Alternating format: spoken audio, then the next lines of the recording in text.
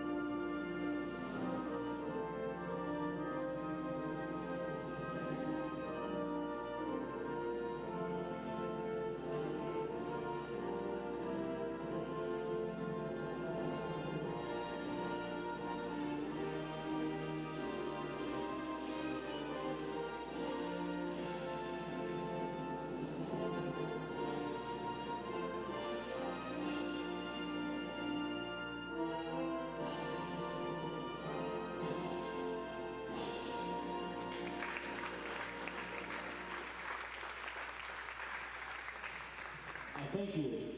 This is the first game of the tournament, and it is the guest on the scoreboard is going to be Appalachian Bible College, is the number 6 seed, and the home team on the scoreboard is Dayspring Bible College, they're number 3 seed. And now for the starting lineups. First for Appalachian Bible College, a 6'1" junior from Prosperity, West Virginia, number 2, Ezra Gummerville. A 6'2" sophomore from Beckley, West Virginia, number 4, Riley Reinhardt. A 6'4" freshman from South Point, Ohio, number 10, Jonathan Holderberg. A 6-foot freshman from Lincoln County, West Virginia, number 13, Caleb Burns. And a 6'1" senior from Gummerville, Ohio, number 32, Simon McAllister. Appalachian is coached by Caleb Burns. And now starting for Dayspring Bible College. A 5'9" junior from Appalachian, Wisconsin, number 1, Corey Hall. A 5'7" senior from Los Angeles, California, number 2, Caleb Murray. A 6'1" junior from Nassau, Bahamas, number 3, Daniel Adams. And a 6'2" sophomore from Lewisburg, Ohio, number 23, Henry Hosteller. And a 6'2" freshman from Nassau, Bahamas, number 24, Randy Brentford. Ladies and gentlemen, welcome to the very first basketball game of this NIT tournament here at the campus of Crown College. My name is Eli Houck with your co-host Charlie Hatcher. Charlie, how are you doing today? Doing great. Good to be here. Excited to watch some basketball. We're thrilled to have 2 great colleges here, Appalachian Bible College, the Warriors coming in from Mount Hope, West Virginia, and then Dayspring Bible College Eagles from Mandaluyong, Illinois. And they're here, and we're excited for this matchup. The Dayspring Eagles are going to be your home team in white today. The Appalachian Bible College Warriors are going to be in blue today. We're going to cut to the court and get started with this play-by-play commentary. Thankful that the Lord brought these 2 teams here. We've already kicked off with the national anthem with a word of prayer. The starting lineups have already been announced, and we're ready to get into the action. Appalachian wins the tip-off, pushing the ball up the floor. Almost takes a quick 3-point attempt, number 32, big man holding it down. These are going to be 2 interesting matchups here. Quick 3 from Appalachian. Just misses off the front end. Get their own offensive board, put right back up for 2. Good offensive rebound by Appalachian. You definitely want to rebound the ball, and getting those second chance points are going to be critical going forward. Jonathan Holderby starts the game off with 2. Appalachian playing a defense, stretching the floor out with their hands out wide, being real fundamental. Cross-court pass from Dayspring as they try to go baseline. Can't reach it. Dribbles right into the trap. Number 2's got the ball at the top. Looking for a quick 3-point atop on theirs, and they get it to go. Scores 3-2 starting off this game. Nice shot there. Good ball movement by Dayspring. You want to keep that going. A man-to-man coverage here for the Dayspring Eagles. Looking over on that right side. Now back up top. These 2 teams, they're trying to get each other going. Chatter going on from the benches. A little bit of chanting. Number 2 with the ball up here. looking for a quick shot. Pass down low on the low block, trying to bully ball his way in. Gets the second shot to go. That's 2 right there from the very low blocks for Appalachian. Good spot. If you can get the ball in down low like that, it should be high percentage. Dayspring looking to stretch out this defense, really trying to get those open looks inside. They're going to call a blocking foul over there on the Appalachian Bible College Warriors. Ball's going to be placed down there at the low block. Inbound set here for Dayspring. Got 1 man out wide. A little bit of a line formation, looking to set some screens in. Number 3 over there, left-hand corner. Tries to go baseline. Gets up. Doesn't get the shot to go. Defensive rebound, Appalachian. Yeah, it looked like he tipped it to his team there. That was good. Knew he couldn't get 2 hands on it, so got it to a teammate. Quick shot from Appalachian. Just off the front of the iron, bounces off the backboard. Dayspring grabs the board. Number 2, Caleb Murray pushing the ball up the floor. Looking to call the play. Floor general out here. Looking to get his team to move around. Number 1's got the ball on that right side. Gets a screen. Dribbles to the elbow. Passes down low to the big man. 24. Appalachian looking to get a charge. He gets the charging call. Takes the bump and falls down. Yeah, way to move your feet, stay in front of the offensive player, and absorb the charge. It's well done. Very disciplined play. The ref for calling it. 13 bringing the ball up the floor. Appalachian's looking to get their offense going. Quick cut down low. 32's got the ball at that elbow spot. But Dayspring looks to put some pressure on it. Taps the ball away. Number 2's got the ball. Goes up for the shot. May have gotten blocked. It's going to be out of bounds on Dayspring. Appalachian is going to remain with possession. One of the keys, obviously, in these types of games is you want to limit turnovers and maximize your rebounding as much as possible, offense and defensive. This Appalachian Warriors offense, Ezra Drumheller has played here for a few years. As Appalachian gets another 3 to go, this Ezra Drumheller is really a key part of this offense. 6'1" senior, no doubt a leader on this team. Dayspring needs to get something moving here offensively, move the ball. That's a good movement there and good look for 3. Just misses off that back iron. Appalachian grabs the rebound, scores 7-3 with about 17 minutes and 17 seconds to go in this first half of play. Ezra Drumheller on the screen. Ball put down on the low block, trying to do some Akeem Olajuwon dream shakes. Another 3-point shot to go for Appalachian. That is back-to-back shots made from behind the arc. Good 3-point shooting to start for Appalachian and good ball movement. He was wide open, nice clean look from the top of the key. I believe these two teams met recently. Dayspring wound up coming out on top by over 20 points. But nonetheless, Appalachian has improved throughout this season, as most teams tend to do towards the end of the season in tournament play. Number 23 down with a nice bully ball move. A little bit of a hop-step Euro action to get that right-handed layup to go up off the glass. But these two teams have met. Appalachian came out on the bottom side of the matchup, but they're looking to get some revenge here as number 32 goes up for another rebound, cannot get it to go. Dayspring has possession. Another opportunity here for Dayspring to move the ball, get a good shot, and cut into this lead a little bit. A little bit of maybe a zone defense here for Appalachian. Gets a shot to go up, but gets his own board and puts it right back up on a rebound. No box out was there. Nobody looking to really crash the board, but Dayspring took advantage of it. Screen set up top. Appalachian looking to get something going, getting some ball movement. A little bit of miscommunication there. Dayspring tries to get the ball going, but Appalachian's going to hold possession. It bounced off the Dayspring foot. Yeah, you definitely want to avoid turnovers, and that was almost one there for Appalachian. Don't want any empty possessions. Down low for Dayspring is Randy Blanford, number 24, 6'2" freshman. Really looking like he can make a big impact, some bully ball, making sure he uses his size to his advantage in this game. Ezra Drumheller driving the ball, kicks back out. Appalachian takes another 3-point shot, just misses long. Dayspring has possession. They're pushing the ball up the fast break. Number 24, as we just mentioned his name, Randy Blanford, 6'2", gets an easy bucket to go as Dayspring begins to press. It was a good look on the part of Dayspring coming down in transition, found the open man on the back block, and it was wide open. It looks to be as if every time Dayspring gets a shot to go, then they begin to press. Maybe part of their game plan. Whenever they miss a shot, they tend to try to get back and set up in their transition defense as Appalachian gets another shot to go. 12-9 is your score. Dayspring has the ball on that left side, looking to get something working. Dribbles baseline, passes the ball to Blanford. He gets another easy 2 to go. That was a nice pass there on the baseline. Difficult angle to make that pass, and yet pulled it off perfectly, and it was a nice layup. 15 minutes to go in this first half. Appalachian on this right side, trying to go baseline, but can't beat his defender around. Randy Blandford with the steal. 23 pushing the ball up the floor, tries to get a nice acrobatic layup to go, gets fouled on the shot. It's going to be on number 4 for Appalachian, Riley Reinhardt. We mentioned his name a lot whenever they played Crown here in Knoxville. He had a great scoring performance from the arc, and he picks up the foul here. Critical always in these games that are going to, looks like it's going to be pretty close, at least it is right now, to make your foul shots. So you want to make, they call them free throws, so you want to make those as much as possible. Gets the first one to go. Some communication there. Dayspring is going to opt to not put any players on the paint here to get the rebound. And so they're going to put one, actually. So Appalachian's going to have 4 defenders down there, 1 to box out, 3 to grab a rebound.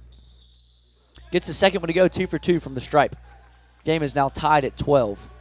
Like you mentioned before, a little press there on the part of Dayspring after a made possession, at least just a little backcourt pressure to make the guards for Appalachian think about things. Just as much to make you uncomfortable as Appalachian gets a high bounce shot off the rim to go.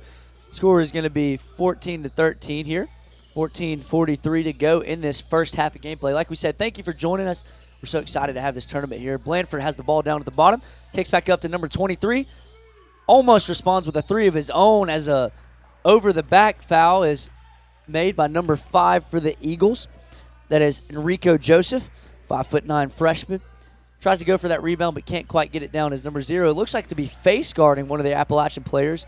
No doubt this player in particular may seem to be like some sort of threat for the Dayspring defense, so they're looking to take him away as an option as Drumheller drives the ball and kicks down to that left baseline. Does not take the corner 3. Yeah, it looks to be definitely they're wanting to put a lot of pressure on number 13 there for Appalachian as a guard. And there was a nice baseline drive, nice scoop. Caleb Romans on the shot. Caleb Romans is a freshman, 6 foot, number 13. No doubt that's the one they're trying to take out of here. Number 3's got the ball. He passes it. Turnover on Dayspring as Appalachian has the ball. The ball goes trailing off and hits the door of our broadcast booth. Shout out to us. Yeah. Heard that. I'm glad we didn't see any bodies come flying in. That would have been a bigger problem. One time we did, but it was okay because it was our man Justin Barrett. Appalachian has the ball at the top of the key. Can't quite hold on, but nice acrobatic play. Caleb Romans has the ball, drives, but gets a reach-in foul. I believe that foul is going to be on Dayspring. Number 0, Grant Murray, a junior for Dayspring. Appalachian has the ball. Ezra Drumheller has the ball, kicks it up top. Quick shot, does not get it to go just off the left side of that. Dayspring has the rebound. Pushing the ball up the floor. Looking to drive down to the paint. Gets a good look, but can't quite finish. Rebound Appalachian. They push the ball up here on this left side. Some tight defense in here, playing a man-to-man defense, Dayspring is. Quick mid-range shot. Doesn't get it to go. Looked good, but couldn't quite finish through the fadeaway. Appalachian's having a little trouble here recently, getting looks that they like, missing some shots that aren't terrible shots, but Blandford drives on that fast break. Drumheller picks up the foul. He picked up a charging foul just a few possessions ago. Couldn't quite get this one to go. His feet were not as set as they were the first time, so that's going to send Blandford for the line. We'll see if he makes these free throws from the charity stripe. Does not get the first one to go. That was a 1-and-1 foul call. Appalachian pushing the ball up. Drumheller has the ball, kicks to that corner. Riley Reinhardt gets the three-point basket to go. Beautiful stroke there. Look, in rhythm, that's exactly what I was just talking about. You want in-rhythm looks, nice, clean. That's what you want. If there's a guy's name that we'd call a bunch of times for that particular reason in this game, it'd be Riley Reinhardt, as he shoots a lot of those three-point shots but makes a high percentage of them. Number 3's got the ball over on this right elbow three-point side, gets the shot to go and answers back. The score is 16-20. Appalachian on top with 12:23 to go in this first half. Dayspring likes that. They want to close the gap, don't want to let Appalachian get into rhythm offensively, and so it's a nice answer there on that three-point shot. Caleb Romans with the ball at the top, looking to shake his defender off, getting a little frustrated at the tight defense from Dayspring. Tries to dribble around, nice spin move, does not get the shot to go. The shot looked great, but just couldn't finish through the contact. Dayspring picks up the possession, starts to move it up the floor, approaching the top of the key. Number 5 looking to pump fake, passes it down to Blandford. Blandford has the ball stolen. Number 10 is going to pick that up for Appalachian. Caleb Romans is now going to have the ball pushing it up the right side. Looks to Drumheller, then down low. Passes back up. Down low has the ball. Drumheller has the ball at the elbow. Drives, does a little spin move. Tries to get a nice little Kareem skyhook to go, and it drops. You don't see that type of shot too often anymore, but that looked very good. At one point, it was the key to winning a basketball game, and now it's just a phenomenon. Yes, sir. Kareem made a career out of him. You can say that again. Number 3 has the ball on the elbow here. Takes a shot. Gets it to go. That's 2 in a row for him. From the same spot. I think he's found a spot. Appalachians definitely doesn't need to be losing him on the backside if they want to keep this thing close. 6'1" junior Daniel Adams for 3. Beautiful stroke. Quick steal from Adams. Gets the dunk to go down. Appalachian disappointed in their offensive possession there. Timeout called, Appalachian. Dayspring just picked up an easy 2-point dunk. It's 23-22. Dayspring now has the lead with 10:52 to go in this game. Mr. Hatcher, what are you seeing so far from both of these offensive sides? We'll ask about the defense here in a second, but offensively, one team seems to be a little bit more relaxed and the other one not so much. What do you perceive on that? Yeah, I think Dayspring's doing well offensively. They're moving the ball. I think they're getting the shots they want, and now just in the last really 3 or 4 minutes of gameplay, they're starting to go down. Appalachian had a dry spell there in the last 3 or 4 minutes as well. It seemed like they got to 20 pretty quickly, moving the ball, getting good shots, really taking the ball to the hoop, and then shooting 3-point shots off of that. So now, they've kind of the ball's gotten stagnant, a lot of one-on-one stuff just in the last few minutes.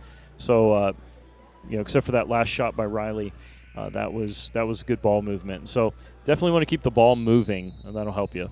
When you look at the characteristics of both of these teams, one team definitely has a size advantage. And you mentioned earlier in the pregame, before we got rolling on live, we were making some observations. Appalachian has quite a few players over 6 foot, really just 3 of them that are under the 6 foot mark, but they're still 5'10" in size.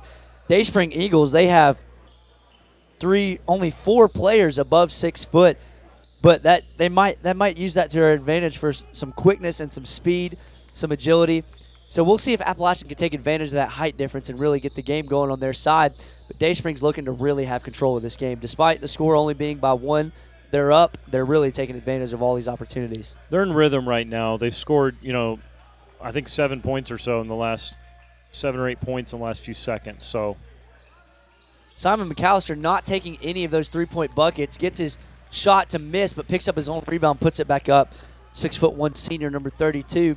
Gets it to go. 1-point lead, Appalachian over Dayspring. Dayspring's got the ball over here on this right elbow side. Blandford in the corner. Doesn't get the shot to go. Appalachian picks up the rebound. That's what they need. Another good offensive possession here. Would be not good move there. That's Riley Reinhardt. Again, not only is he a threat from the outside, but down low, he's 6'2", really using his size. Yeah, it was a good strong take. Nice spin move there on the baseline, and beautiful layup. Enrique Joseph with the ball, gets the screen from Blandford, takes a 3 himself. Good vertical on that 3-point shot, using his legs to get above his defender. Appalachian picks up that just short shot. Reinhardt over there gets his defender to bite in the air. Down low is McAllister, gets an easy left hand, basket to go. 28-23 Appalachian really coming out of this timeout on top. That's what they needed. Obviously that timeout was a good call by their coach, and good ball movement. Riley passed up a shot he could have taken and got a better shot down low. Dayspring with the ball over on that left-hand side. Zero's got the ball up. Back up to Joseph, number 5, up at the top. Looking down low to Blandford. Gets inside of his defender. Gets the and one basket to drop. His defender bit off of that hesitation. Got on his left side, his right side, as he's moving left to get to that basket. Really opened up that side. Absolutely, yeah. When he set the screen, he actually set that screen on the backside, and then he sealed his defender and gave him the inside position there on the far side of the hoop. That's some high IQ basketball. In today's game, a man of his size obviously looked at as a good presence down low to really use his size as he gets the free throw to go. But normally somebody of that size today would be in that mid-range or the 3-point side. But if you really know how to use your body down low in the low block as a post player, and you can take advantage of those missed opportunities defensively, you're going to score all night long. Very true. Appalachian picks up a steal here. pushing the ball on a fast break. McAllister with another left-hand layup gets it to go after 2 do-si-dos around the rim. No doubt about it. That was a nice put back and a way to keep two turnovers there, and so Appalachian able to capitalize. Henry Hostler on that shot just misses. Rebound picked up. Dayspring puts the ball up. Pressure still over here on the Appalachian man. Riley Reinhardt brings the ball up. Now they've got the ball at the top of the key. Number 10's got it. Gets a nice drive in on that right side of that paint. That's number 10, Jonathan Holderby, 6'4" freshman. Yeah, it was a beautiful crossover across his defender up at the top of the key. Was able to take it all the way to the hole. Joseph had the ball, passed over to that right side to number 2. Looking to get Blandford rolling on that pick. Really trying to use the sides. They're doubling down there. Number 2 takes the ball. Gets the shot to go up. Just misses. That was Caleb Murray. Appalachian gets the rebound. Yeah, it was a good take there. Now Appalachian with an opportunity to get another good shot offensively. We want to keep the ball moving. 32 with it on the low block. Fouled on the cut. There, Dayspring fouled Appalachian, so it looks like Appalachian will be inbounding on their offensive side. Dayspring looking to try to maneuver around this defense here. Enrique Joseph is now on number 13, Caleb Romans. He gets the shot to go, though, no problem. Holds his follow-through, hand in the cookie jar. Yeah, it was a good play coming out of the inbound. Able to find Caleb over there in the corner, open. Nice, clean look. Adams kicks to Blandford down there. Adams getting double-teamed up on that right wing. Looked like a zone as a steal is picked up by Appalachian. Sounds like they got the shot to go. Kind of like a radio broadcast at this point. You know, Hatcher, I think you and I both have the face for radio. What do you think? I know I do. I don't know. You might be okay, but I'm 100% sure I do. Romans inbounding the ball. Gets it to Ezra Drumheller. Drumheller looking down low. Could not get the pass to go. Blandford picks up the steal. Looks down low. Passes it down low to number 23. Uses a body bump, but gets blocked down there by McAllister. Riley Reinhardt picks up the ball. He's going to slow it down himself. Kicks it to Romans. Looked like they might have an opportunity there to get out on the fast break, but Riley decided not to. A little bit of a foul call. Looking to kick down low to the 6'4" freshman Reinhardt. Could not get it in there. It's going to be a foul on Dayspring. Not quite in the 1-and-1 yet. Could be close later on, but 35-28 is your score. 6:51 to go in this first half. Reinhardt subbed out. Number 3 is going to be in. That's Carlos Farian coming in. He's going to be guarding number 1, Cole Rehall for Dayspring. They're going to have the ball on this left-handed side on the baseline. Looking to have a box format, a little bit of a down screen set. 10's got the ball. Looking down low to McAllister. Gets a steal, Dayspring does. It could not hold on to it. Caleb Romans' quick three-point shot just misses long. Rebound Dayspring.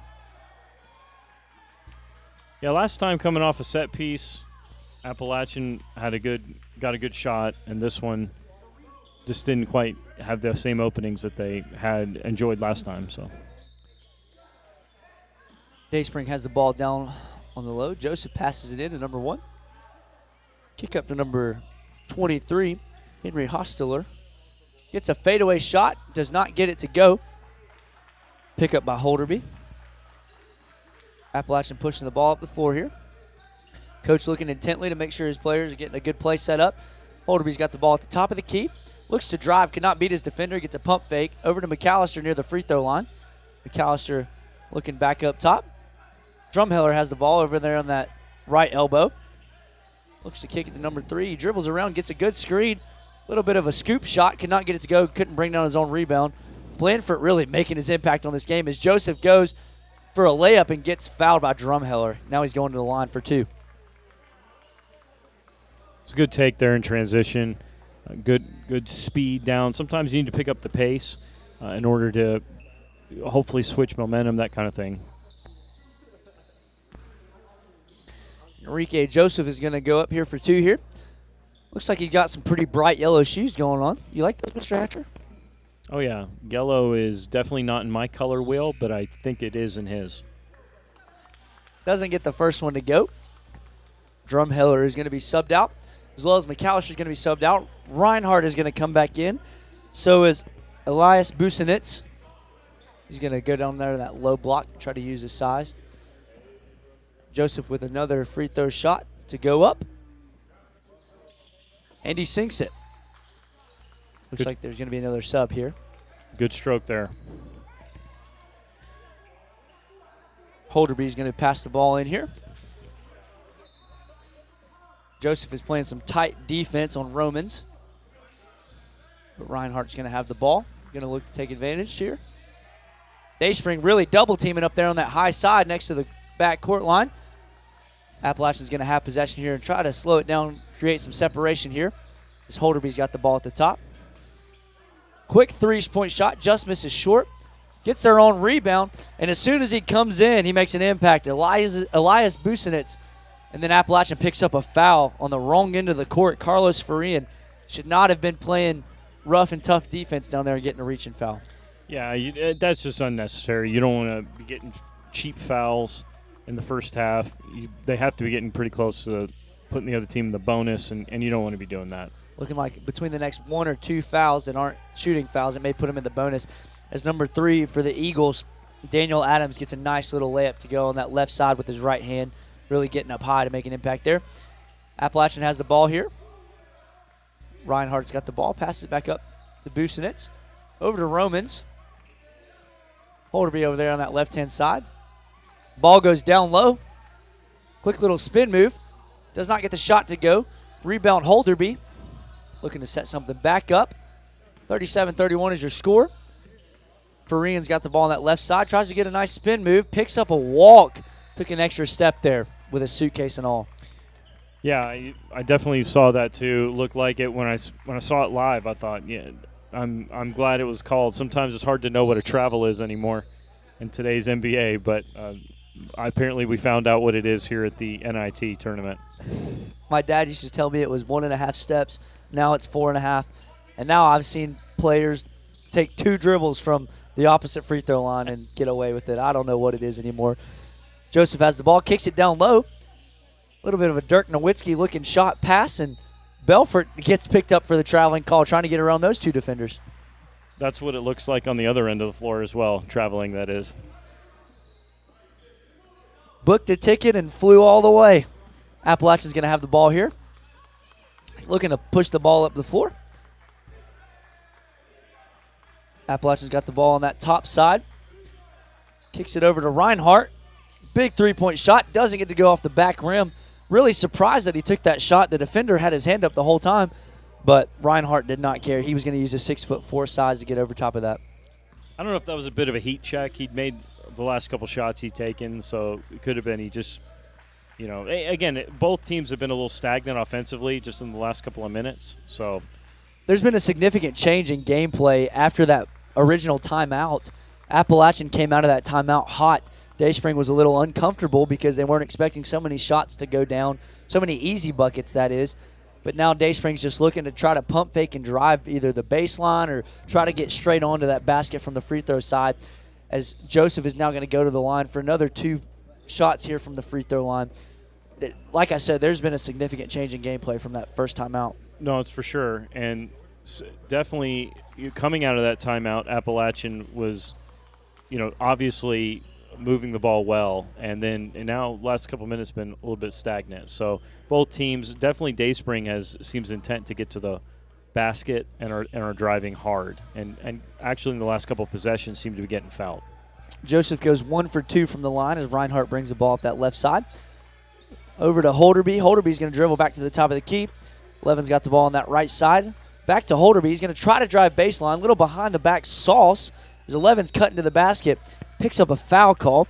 That would be Elias Busenitz that tried to drive to the lane. Got the foul called on him.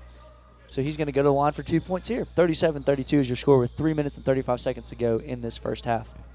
Both teams cooling off, it seems, a bit from the arc, and so now making concerted efforts to take the ball to the hoop. And it seems to be paying off for both teams now. Which is nice because generally in basketball history, a 2-point shot has a higher percentage of going in than the 3-point shot. As the first free throw goes down for Busenitz. It's a good game plan. Try to get your defender up in the air and then drive around him, take advantage of the opportunity. These teams really looking to try to take a hold of some of these inside the paint shots. First shot went down for him. He's going to take his second. Gets that one to go as well after a few good bounces off the rim. Just wanted to stay a little longer. Joseph bringing the ball up.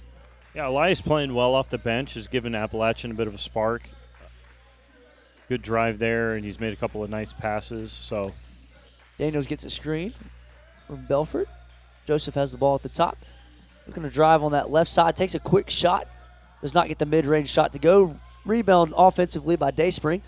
Behind the back pass from Joseph to Belfort. Takes a body bump. It's a blocking foul, and they're going to count the shot for an and one basket.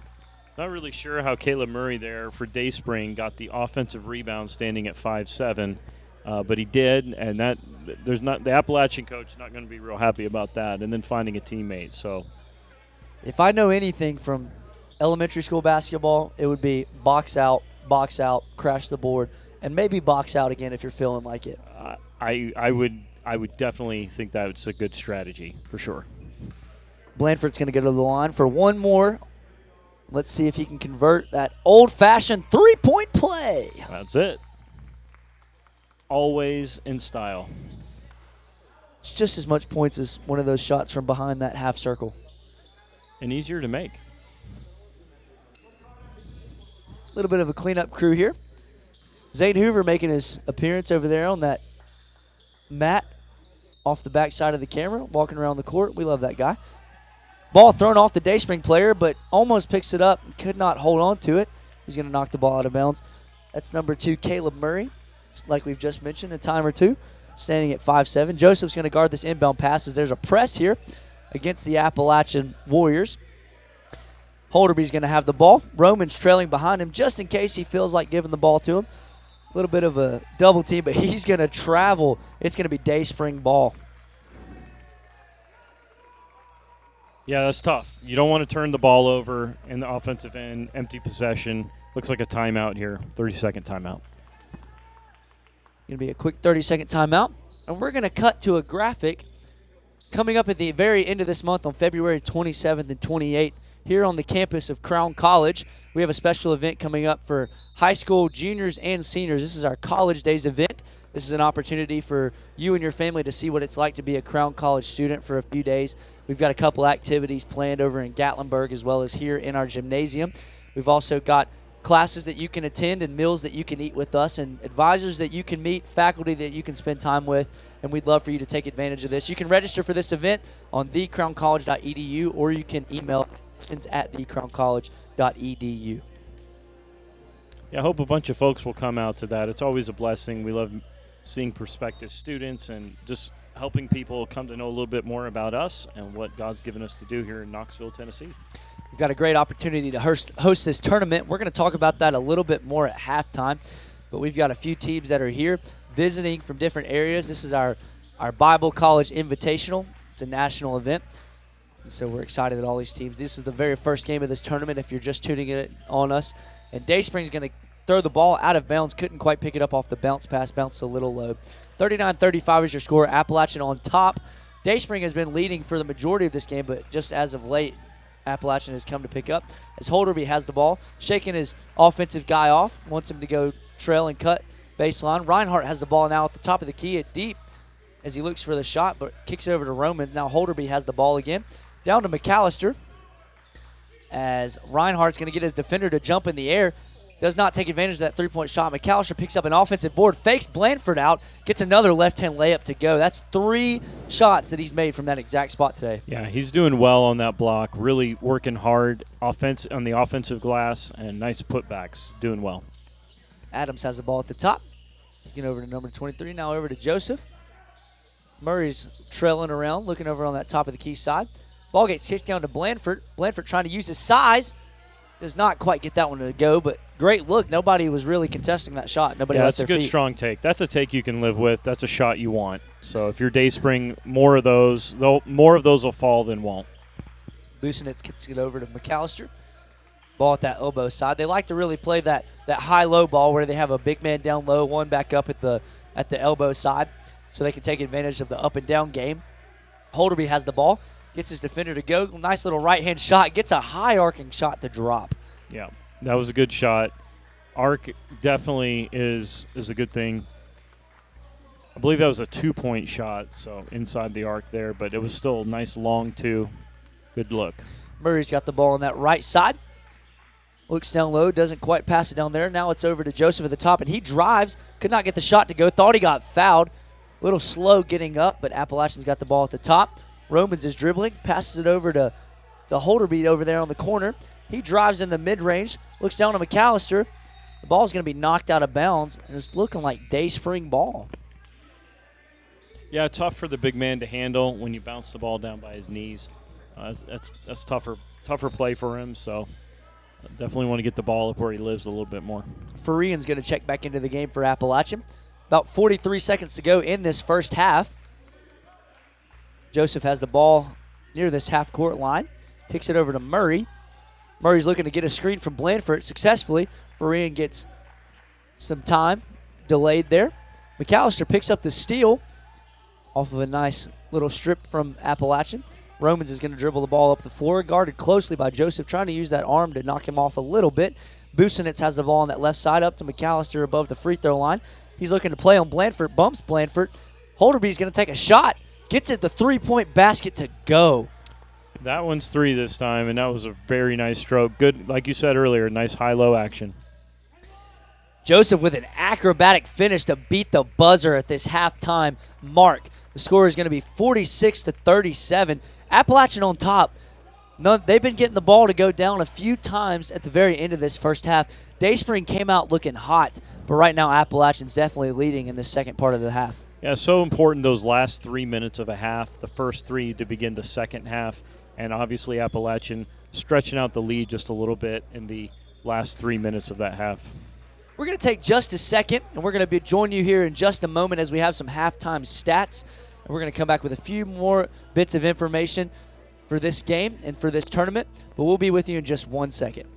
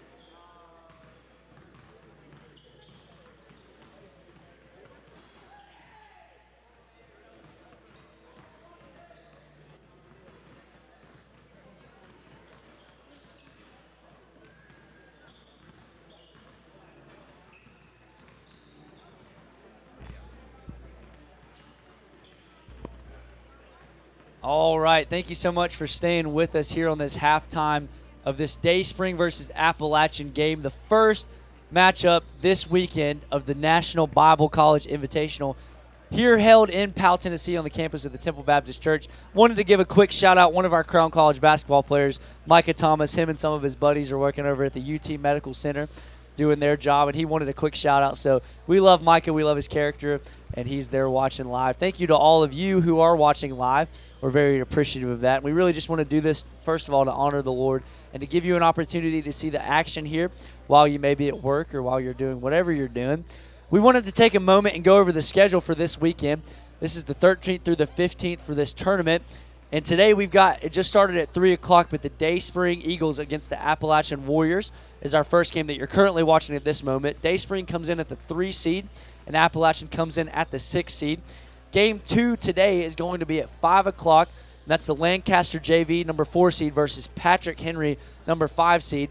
And then we have something super exciting, Charlie, that I can't wait to watch. This is the 3-point contest and the dunk contest. This is going to be a phenomenal event that I'm so thrilled about.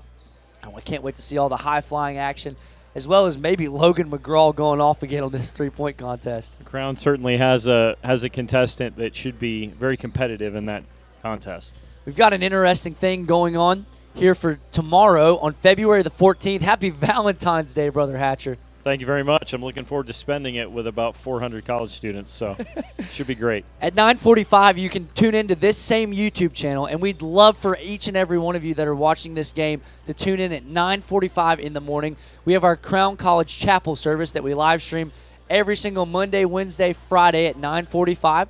This is an opportunity for our student body to gather together and to hear the Word of God preached, to hear a challenging message, and really asking the Holy Spirit to speak to our hearts through that. And so one neat, interesting fact, all of the teams in this tournament are going to be joining us in chapel tomorrow, and so we're very thrilled about that. Looking forward to having them on campus, and, of course, we're looking forward to what God has for all of us in the message. This is an opportunity unlike any other, and so we're thankful for it. But tomorrow, the action for the basketball tournament continues at 1 o'clock is the third game. Crown College, our home team here, is going to be the 2 seed playing the winner of Dayspring and Appalachian today. So whoever wins this game is going to face off against Crown tomorrow. And then game number 4 at 3 o'clock on February 14th is Word of Life, which they got a bye for the first round. They're going to play. They're the 1 seed. They're going to play the winner of Lancaster and Patrick Henry. And then at 5 o'clock tomorrow, there's going to be a game. This will be the loser of this game that you're currently watching against Dayspring and Appalachian. They're going to play the loser of Lancaster and Patrick Henry for a consolation game. And then Saturday, we continue with this event, the very third day, which will be the loser of Crown and the winner of this game. The one who loses that game will play the loser of Word of Life and the winner of the next game. That's a mouthful. Gets a little confusing. You might want to wait till tomorrow to explain Saturday's games. That way you can have a little more information. Hopefully I've just intrigued you enough to tune in to see if we mess up any more. And so that's how that's going to work out. But we want to tell you a little bit about this tournament. Mr. Hatcher, take it away and give us a little bit of the history of this National Invitational Tournament. Yeah, this year they're recognizing Coach Pat Milligan, who for 20 years really began and worked in this tournament. He taught and coached at Trinity Baptist College in Jacksonville, Florida. Was the Coach of the Year 4 times there. He actually, in his overall coaching record, had a record of 879 wins and 358 losses. And so he was the founder and director of this Bible College National Invitational Tournament for the past 20 years. And so want to thank him for his vision in getting this tournament going. We're certainly excited to have it on the campus of Crown College this year. What a neat opportunity. This is the 20th year, 2 decades into this. As Mike Scoggins throws me a chocolate brownie, it's really good. Do you want some? I'll pass. That's all right. It's not good for my television figure. The camera adds 5 to 10 pounds is what they say. Bare minimum. Brother Scoggins dropped off a few highlights and statistics for us in this game. And I'll be honest with you, Charlie. I have his no idea handwriting how to is read not this. very good. We're going to show the camera here. Maybe you can pick up on that. As David Brown's going to help me. We have no clue how to read Mike Scoggins' handwriting, but that's all right. We've got many visitors in the booth, and we're excited about that. This game is both sides. Much of lead changes, and at the one point, Dayspring was in the lead for a while. Appalachian since come back, and they're at the lead at this moment. Both the teams have since come out of their their halftime huddle. We could hear just across this wall here, Dayspring was getting it handed to them. They wanted their coach, they wanted to really be ferocious on the defensive side. And they wanted him to be more aggressive. They wanted him to take advantage of the missed opportunities. And so as we look at some of these stats and we try to interpret this hieroglyphics, looks like Drumheller has had 2 fouls so far on the game. I'm going to be honest with you, Mr. Hatcher. This is rough. I don't know how to read any of this. I don't either. It looks like we've had some three-point shots made and missed. We've had some rebounds. There's some steals that have been happening. So overall, what I feel very confident about is Appalachian has 46 and Dayspring 37. Really, anything that could have happened in a basketball game other than a flagrant and a technical foul has happened. That's true. We've had some travels. We've had some offensive rebounds, some steals. So it should be a great second half. Both teams are looking to get on track. Of course, Appalachian looking to widen their lead, and Dayspring looking to get back on track and cut into this lead with some strong defense. Do you think there's been one player this game that's really set himself above the rest and made the biggest impact on this game? I don't know about one, but several players on both teams have really put in some good minutes. Enrico Joseph for Dayspring stands out as someone who's hit some shots from that corner three-point arc, which would definitely be something that they're looking to continue. Riley Reinhardt for Appalachians played very well, as well as Simon McAllister. Both Simon on the low block, Riley from the arc, have had big impacts for their team respectively. So lots of good effort and being played. Obviously, coming out, you want to limit turnovers, crash boards, all the things that you've heard since you were a kid playing pickup ball that's important are going to be important in this game as well as they work through the second half. First 4 minutes are obviously critical. They always say, last 4 of the first half, first 4 of the second half are important to set a good tone for the second half. So both teams will be looking to establish that coming out of the halftime break. Number 23 is going to kick the ball off here for Dayspring as Murray has the ball at the top here. They're going to push the ball up past the half court. 23, Henry's going to have the ball over there on that side, kicking it to Adams. Adams is going to get his defender to bite a little bit, gets his own offensive rebound. Looking down to Blandford, using his body again. I'm telling you, Riley Reinhardt was no match for Blandford in that matchup. Yeah, that's a good strong post move. He needs to continue to do that. That's a high percentage look in a dangerous area, and more of that will be very good for Dayspring in the second half. Appalachian's got the ball here. Holderby, they're just moving the ball around that shot, looking like the Harlem Globetrotters, as Dayspring is going to pick up that missed three-point opportunity. Looked like Dayspring might have been in a little 1-3-1 zone, maybe tempting Appalachian to take that long three ball, and it worked exactly like they were hoping. Thinking about both teams and considering their defensive looks, I think we only saw a zone defense one time the whole first half, but Blandford gets a nice pass from Adams down there, right on the money. Another excellent look, and Appalachian seems to be running, at least on that possession, a 2-3 zone. So both teams coming in zone, coming out of the locker room running zone here in the second half. It definitely throws a wrench in their plans as Drumheller kicks the ball down to McAllister over to Holderby. Drumheller doesn't take the shot. Romans does take the three-point basket. Misses long. Henry Hosteletter bringing the ball up the floor. Kicks over to number 1. He kicks it over to Murray. Murray takes a shot. Gets it to drop. Shooter's roll right there, and definitely both teams are going to be shooting a lot of threes if they're going to continue defensively to run this zone. So which team can get hot from the outside and maintain that, obviously going to be very important at early part of the second half here.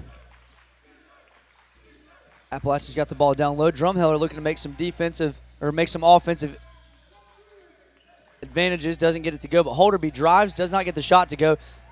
Lots of energy here for Dayspring, and their fans and their bench is showing it. Adams has the ball at the top, driving with his left hand behind the back pass. Drives into the middle, doesn't get the shot to go. Romans is going to pick up the ball, and then at Dayspring is going to retreat back and pick up their defensive side. Early on, Dayspring doing exactly what they wanted coming out of halftime. A couple of good looks, nice defensive effort, and they've already cut into this 9-point lead. Leads down to just 2 now. Holderby gets a nothing but net three-point shot to go. It's going to be 49-44 Appalachian. I guess that's the closest thing I've ever been to an announcer's curse when I said they cut into the lead, and then right after that, Appalachian nails a three-pointer.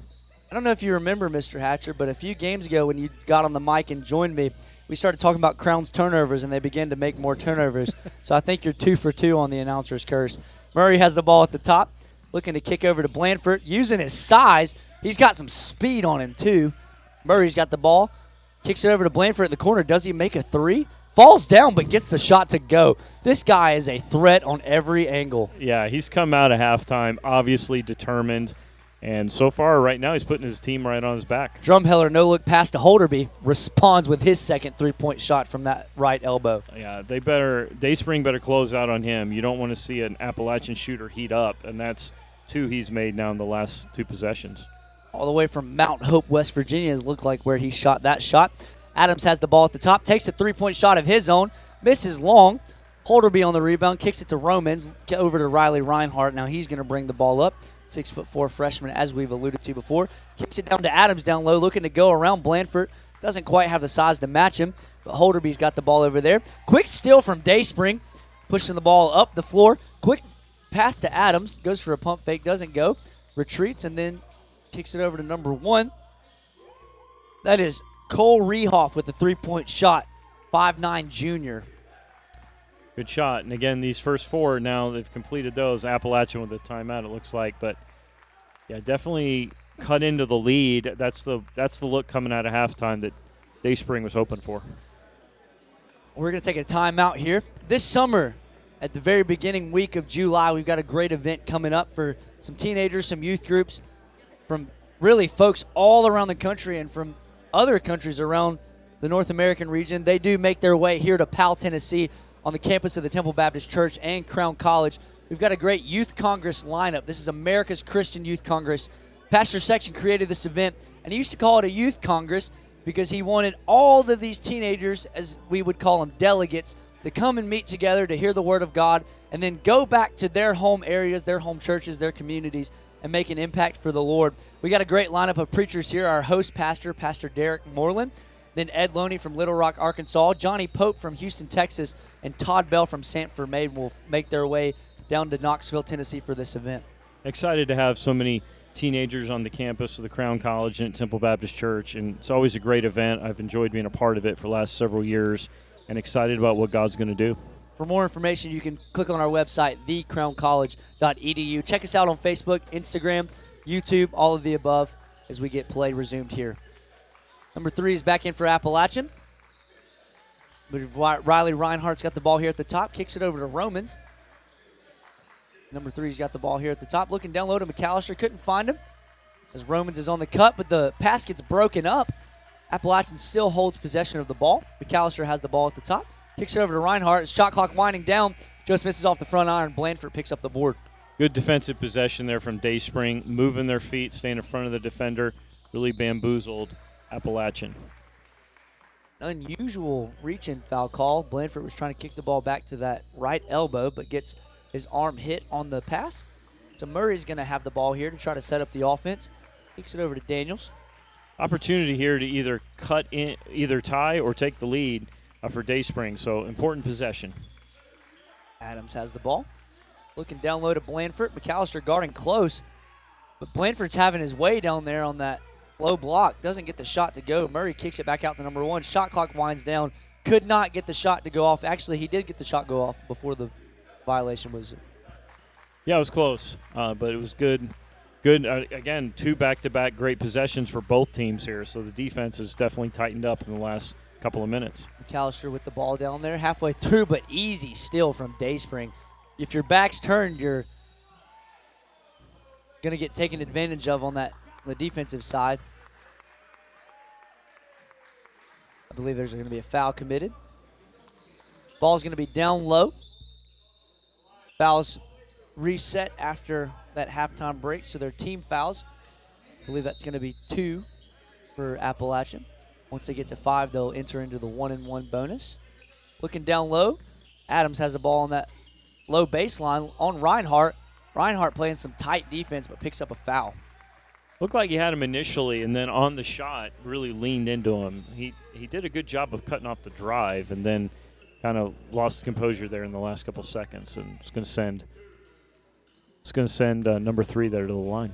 It's been an effective way of having your offense. If you just hit a pump fake if you get your defender to jump, and especially if their momentum is falling towards you. If you bump into them, more often than not, it's going to be a foul. I've noticed in the NBA lately that that's no longer a foul call, and it winds up actually being an offensive foul because they're the ones initiating the contact. But here in the college basketball, if the momentum's moving forward, you can get away with that call more often than not. Yeah, I think it's good strategy. What you're doing, too, is if you can get yourself in the bonus, that's an opportunity for free baskets, and plus you can obviously hurt the other team by getting some of their players in foul trouble. Man-to-man defense here for Dayspring. Holderby cannot get the shot to go, but Reinhardt picks up the board, loses it. Now we've got a jump ball here on the floor. I believe Dayspring started with the ball, so that possession arrow is probably going to go to Appalachian. Yeah, I think you're right. It looks like they're not in any hurry to head down the floor, so I believe it'll be staying here with Appalachian. Much appreciation to our main man, Zane Hoover, mopping up the floor there. He's doing a great job. He helped you out a lot in soccer. Was he a big help or just a little help, or what do you think? You know, he is a big help. We love Zane. He's a blessing. Grateful God sent him here from Ohio. So, a lot of great kids here at Crown College from all over the country, many different countries. Also, big layup there for Holderby. Really rose up. Probably if he was close enough and thought about it, could have slammed it in right there. Good in set pieces that I've seen coming out of a stoppage there. That's at least 2 for 3 Appalachian, getting high-quality looks right at the 10. That was a good, strong take by him. Nice to, again, another opportunity to complete the three-point play the old-fashioned way. Very close game here as the free throw is missed. It's still 54-51 with about 14 minutes to go in this game. Murray brings the ball up for Dayspring Eagles, looking to move around that screen. Isn't quite as effective. Blanford from the mid-range shot could not get it to go. Rebound, Dayspring puts it right back up for a reverse layup. Good effort on the offensive glass. You can't give up, and they haven't. So they're pushing the glass, and that's good. You don't want to give up opportunities for offensive rebounds. Farian kicks the ball over to that side to Reinhardt. Now down to McAllister. Holderby's got the ball in the corner. Back up to Farian. Pump fakes the shot. Couldn't get it to go. Nice spin shot. And does not get it to go. Romans picks up the rebound over top of Murray. McAllister now has the miss board and puts it back up for another shot. He is effective on the left-hand side. I was going to say that very thing. He has been very effective down low for Appalachian, and that's at least 8 points I've seen him get just right down there in very close range of the basket. Looks to be left-handed. Most of his shots are on the left side, and even if he is on the right, seems comfortable with evading the defense on the left side as there's a steal by Appalachian. Murray lost the ball. Push off here for Farian. They're going to call a charging foul, and it's going to be Dayspring ball. Farian not happy with that call. Gets teed up right in front of the ref. Yeah, that's losing composure. It's bad enough to get the offensive foul on a push-off like that when it really wasn't all that necessary, and then to make it worse, costing your team there a technical foul, not only for yourself but hurt your team, and certainly you want to maintain composure. It's hard in athletics, there's no doubt about it, but not always going to get the calls to go for you. You still got to maintain composure. So not only was Dayspring already going to have possession of the ball because of the charge call, but now Dayspring is going to have an opportunity for 2 more points. He gets the first one to go, and it's a 2-point game. So if he makes this one, it's a 1-point game. Just misses, but it's a 2-point game, and they have the ball back. So a double whammy. Opportunity on this possession to tie again or take the lead. And so Dayspring, again, hanging right in there. Appalachian not able to open anything up on them. Thank you for tuning in with us. 12:53 to go in the rest of this very first matchup of the National Bible College Invitational. This is the 20th year this event has been going on. Crown College gets the privilege to host this thing. And so we're excited that we're kicking off the action here. Blanford sets a screen for Daniels, excuse me. He misses the layup, but Romans has the ball, guarded closely by Murray. Joseph picks up the foul on Romans. No doubt, definitely going for the ball, but his momentum couldn't quite be stopped, and so he runs into the offensive player. Yeah, again, another foul that seemed unnecessary. It wasn't really all that committed to the defensive steal effort, and so I think that'd be one you'd rather have back. Missed 3-point shot from Holderby. Riley Reinhardt came down hard on that right ankle as Dayspring takes advantage and gets an easy 2-point shot. Hopefully Riley Reinhardt's okay. Looked a little bit uncomfortable trying to trail back for his offensive possession. That's going to be timeout taken by Appalachian. Dayspring no doubt excited that they've just tied up this ball game. Yeah, they're playing well. That was a really good look in transition to bring the ball down and find the open man on the backside. These two teams are matching up pretty evenly this game. I just talked to a few of the players that are out there at halftime, just kind of mingling amongst the spectators here. It's actually quite a surprise that this game is as close as it is. Like we mentioned to earlier, Dayspring beat this Appalachian team earlier in the season just a few weeks ago by 20 points.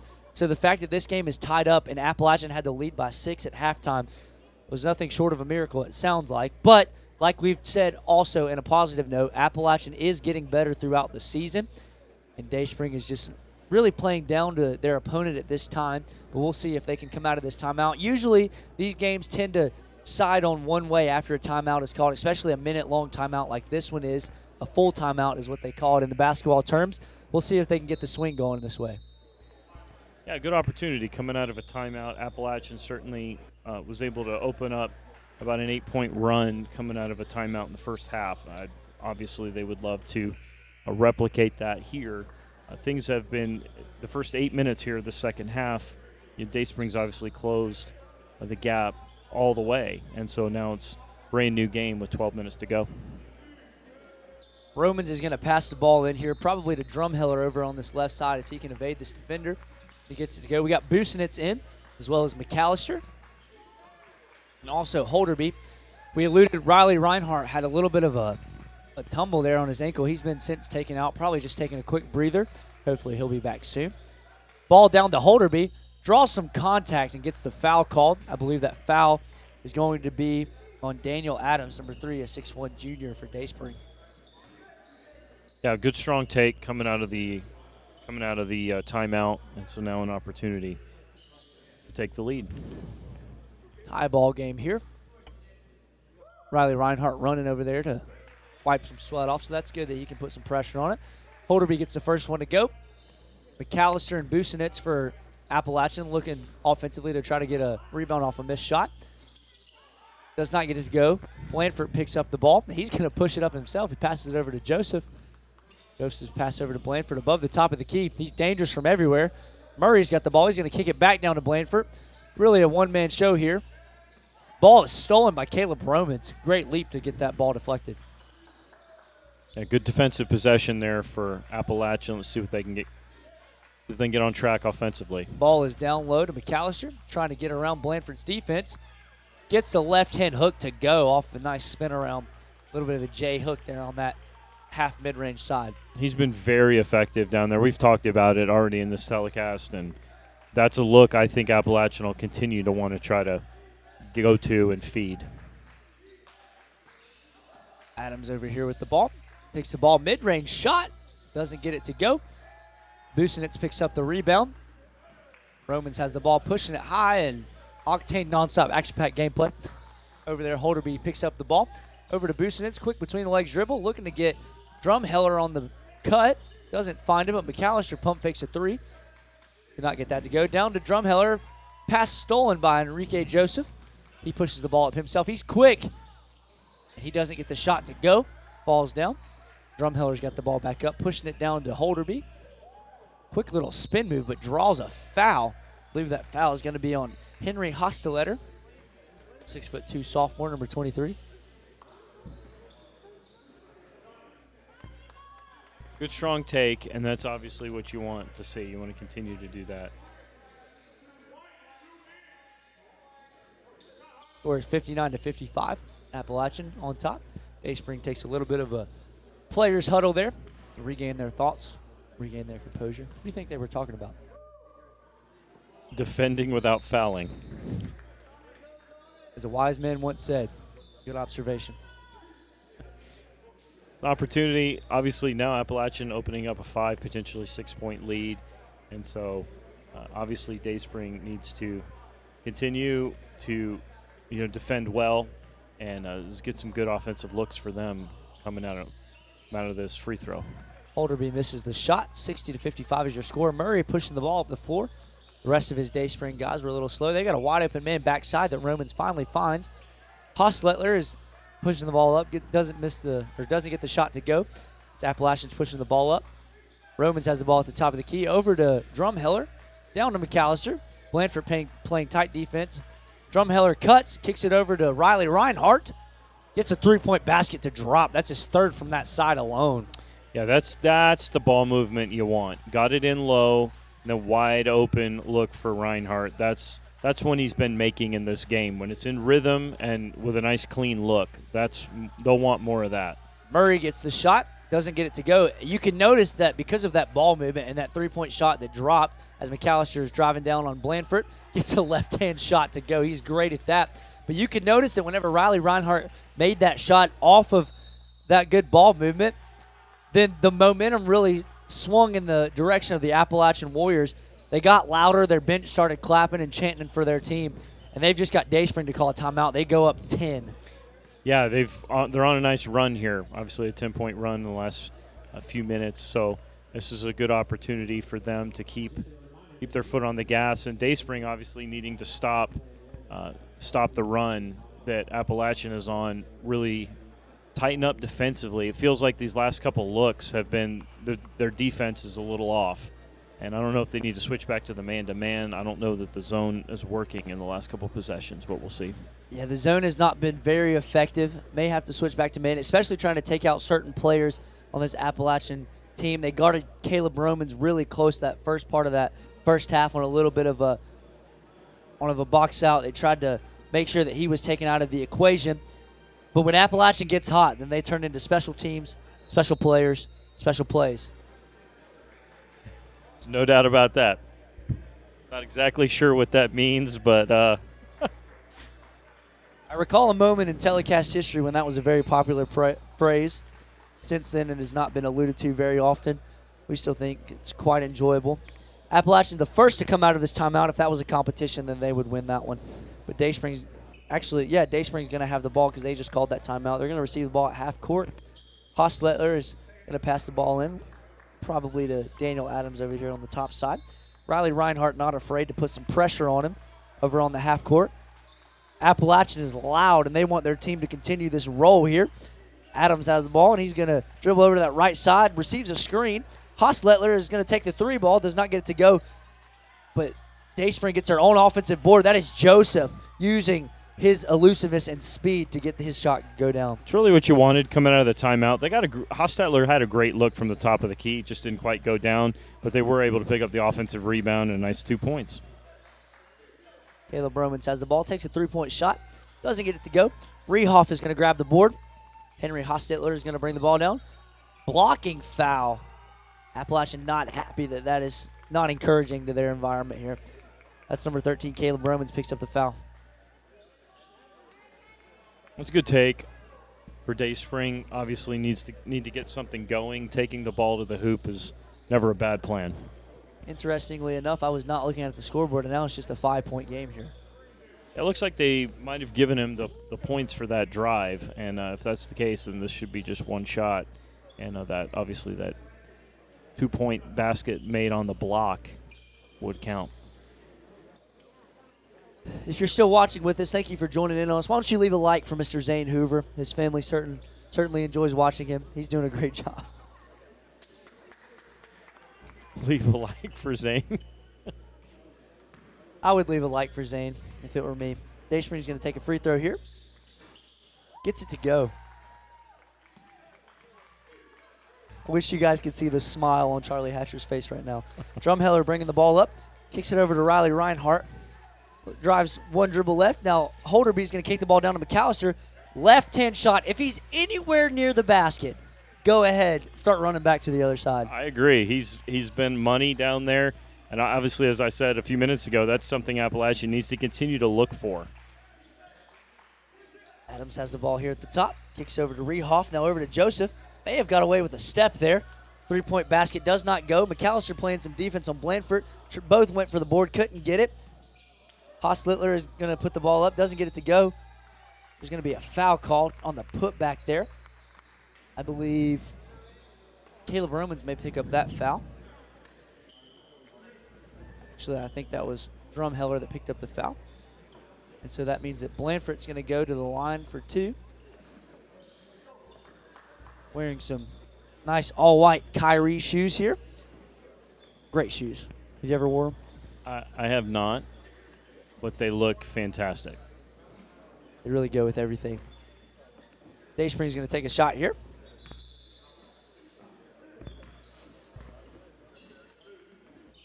Opportunity for Dayspring to cut into the lead again. So from the free throw line, it's always a good look. Blandford hasn't seen the free throw line a whole lot this game, but trying to take advantage of these opportunities down the stretch. Just above 8 minutes to go in this game. This may come down to the wire. It's such a recipe for a good close game here. Misses the second. Good opportunity for Appalachian here. Want to see good ball movement, or just go right down there. McAllister loses the ball. It's going to go off of his leg. It's going to be Dayspring ball. Yeah, turnover offensively, that's never what you want to see. Dayspring with an opportunity here as they inbound to, again, get this down to a 4 or 3-point lead. So good, very important possession coming down into the second half of the second half. Dayspring is capable of going into another run. Nice by getting the two defenders to jump in the air. Just airballs that first shot. Drumheller is going to pick up the ball on the rebound. Dayspring at one point in this game really got any shot to go that they wanted. There's going to be a whistle called. Sorry that we couldn't see that. I believe that's going to be on number 5. That is Joseph that picks up the foul there. And so Drumheller is going to go to the line. Lots of people flying on the floor. Sweat is everywhere. Makes for a difficult surface to play on. I actually think it's Holderby heading to the line. But, yeah, good opportunity here for Appalachian to extend the lead. Crown College here. If you're just joining us, that's where the campus that we're on. Home of the Royal Crusaders. Hosting this tournament here. Hopefully there are many family members watching. It's 4:16 approximately where we're at, so many people are probably still at work checking it out on the YouTube during their day. That'd be just fine too. Holderby gets 2 of them to go. That's a very nice stroke, and it's obviously shown itself from the arc and now from the free throw line. Very, very nice looking shot, high arcing, high percentage. Adams has the ball, passes it over to Rehoff. Rehoff receives a screen from Blandford, dribbles off his foot. They try to go for it, but Dayspring is going to have possession. Blandford's going to drive downhill. Going to try to use his size. Kicks it back up to Rehoff. Rehoff takes the ball himself. Does not get the 2-point basket to go. Grabs his own rebound. Drumheller is going to pick up an unfortunate foul. He had such a great defensive possession, really great hands, and it seemed like he needed a little bit of help. He's a little bit worn out on that defensive possession. He needed somebody to slide over and give him some help as far as that backside rebound's concerned. But, yeah, he did pick up the foul. Busenitz is going to come in for Appalachian Bible College Warriors as Rehoff is going to take the shot here at the line. Gets the first one to drop. They're still on the 1-1. It's now going to be a 7-point game with Appalachian on top with just above 7 minutes to go in this game. We'll see if he can get the second shot to drop. And he does so, just like he drew it up. And so Murray's going to come in for Rehoff. Going to give Rehoff a breather. He's been playing a lot of this second half. Started in the first. And so their coach is trying to utilize every player and make sure their energy is good the whole time. Appalachian has the ball here. Caleb Romans has the ball up top. Quick steal from Joseph. Great hands. Daniels is going to put the ball back up, or Daniel Adams, and he's going to go for the shot. Just misses. Dayspring grabs their own board. He's going to move down low. Takes a bump. Just misses off of an air ball. Thought he got fouled. He's just a little bit slow getting up. May have thought he had something else. Riley Reinhardt helps him up. Pass down low to McAllister. Over Blandford. Oh, my. Stop me if you've heard this before, but McAllister from the baseline. I couldn't stop you because I've heard that before. He's really good down there. Hard foul. Hard fall, actually, is what I meant to say, but also a foul picked up there. Good strong take by Dayspring. They need to do that. Be aggressive, taking the ball to the hole. They're already in the bonus for the half, and so good opportunity every time you get fouled to get to the free throw line. Appalachian Bible College is coached by Caleb Frink. He's doing a great job of making sure his team stays under control despite the technical foul picked up a little bit earlier. Doesn't seem to be hurting their score at all, 71-63 here. They're really making these opportunities from the line or down low, taking advantage of every opportunity they're looking really good right now at the start of this tournament. Yeah, again, coming out of that second half of this second half, they have really played well the last 10 minutes and obviously opening up the lead back up where it had been tied. Now they're back up to a 7-point lead. So we'll remind you, Appalachian was the number 6 team coming into this tournament, and Dayspring is the number 3 team. So take that information as you will, but it doesn't look that way at this moment as Riley Reinhardt tries to look down for the low pass. Doesn't get it to go. Dayspring picks it up. And so Dayspring is going to bring the ball up. Murray's going to pass over here to Daniel Adams. Down low to Blandford using his size over Holderby. Holderby was, it seemed like he wasn't even there. Yeah, stop me if you've heard this before too. Randy Blandford from the baseline. That's a correct statement. I've heard it a time or two. Yeah, we both of the big men for these teams are highly effective down low. And again, I think those high percentage shots in these last 5 minutes of the game, so important.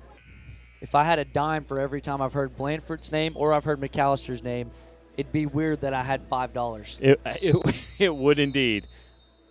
You could get a nice coffee from Starbucks. Or from the Crown Bookshop for $3.50. Stop by the Crown Bookshop if you're here on campus. We've got great T-shirts and we've got great coffee choices and candy bar choices. That's actually my favorite hangout spot on the Crown College campus. You can pick up a Crown College Royal Crusaders T-shirt. You can pick up a new Bible if you'd like, and some journals and some pens and some highlighters, anything you want.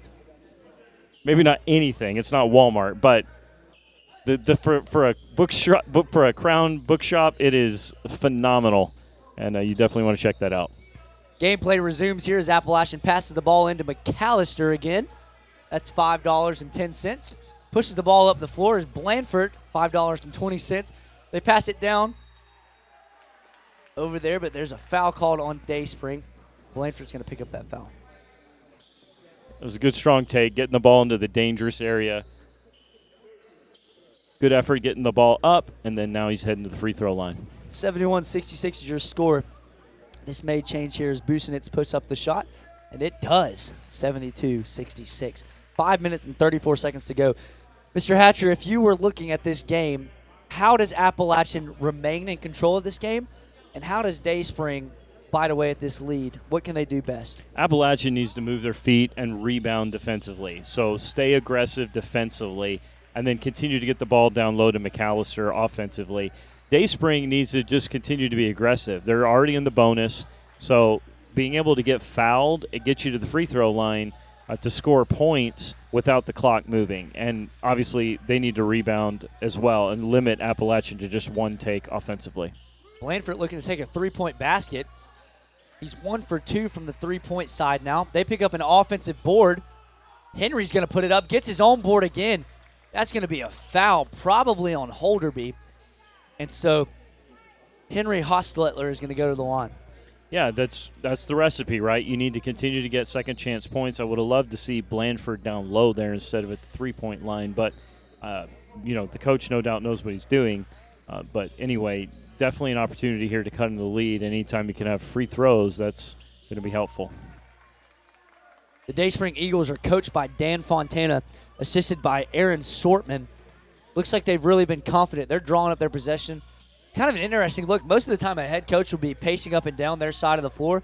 Their coach has been relatively composed and seated this whole time, confident in his ability to run their plays and get their sets going.